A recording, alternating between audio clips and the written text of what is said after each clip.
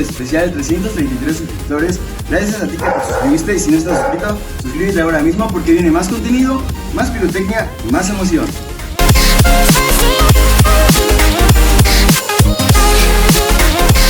Vale, ya tenemos armado algo. Esto es nuestra corona, la parte de las ruedas, si se podrán dar cuenta, es el logo de YouTube.